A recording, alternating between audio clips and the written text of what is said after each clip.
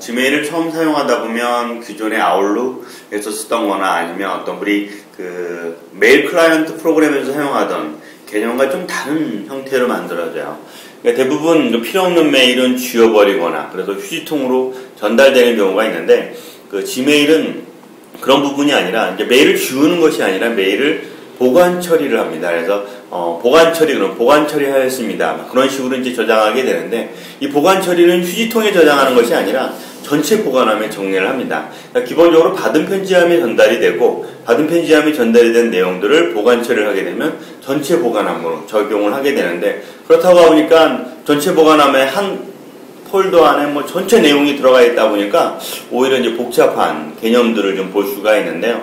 이런 부분들을 좀 더 다르게 지메일은 라벨이라는 것으로 적용을 합니다. 그래서 라벨을 적용하게 되면 라벨별로 또 라벨함이라면 따로 관리할 수가 있어요. 폴더처럼 라벨함이라는 것이 관리가 되는데 라벨함에 들어가면 전체적으로 각 내용들이 하나하나 세부적으로 볼 수가 있어서 받은 편지함에는 결국 새로운 메일이라든가 아니면 미처리 업무들 그런 내용들만 갖고 있어서 거기에서 모든 것이 처리가 되고 보관 처리함에 정리가 되면 그런 부분들이 대부분 라벨로 적용이 돼서 활용하는 부분들이라고 보시면 됩니다.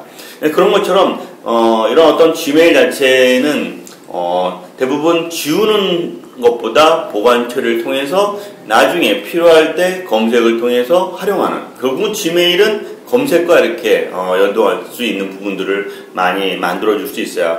개인적으로 어떤 그 지메일의 보관 처리함을 통해서 메일 처리 업무 시스템으로 이제 개인적으로 하고 있는 부분들인데 이런 메일 처리 업무 부분들은 그러니까 미처리 업무들은 남겨둬요. 계속 그리고 처리 업무는 보관 처리로 만들고 또 처리 업무에 따라서 라벨을 적용을 합니다. 라벨을 적용한 부분들은 라벨함에 따라서 이제 보관함에 적용된 나중에 전체 보관함에 가면 또는 라벨함에 가면 각 업무들이 구분돼서 있고요. 또 하나는 계속 사용자들끼리 주고받았던 어떤 A 업무, B 업무들이 있으면 미리 규칙을 정합니다. 그 계정에 따라서 아니면 그 제목에 따라서 규칙을 정해서요. 그렇게 규칙을 정해서 활용하는 부분들도 만들어요. 규칙을 적용하다 보니까 미리 수신할 때부터 그 메일 자체에는 라벨이 붙어버리고 라벨이 붙어버린 상황에 따라서 사용자들한테 쉽게 내 자신에서 업무를 보는데 중요 업무인지 그렇지 않는지 쉽게 구분할 수 있고요.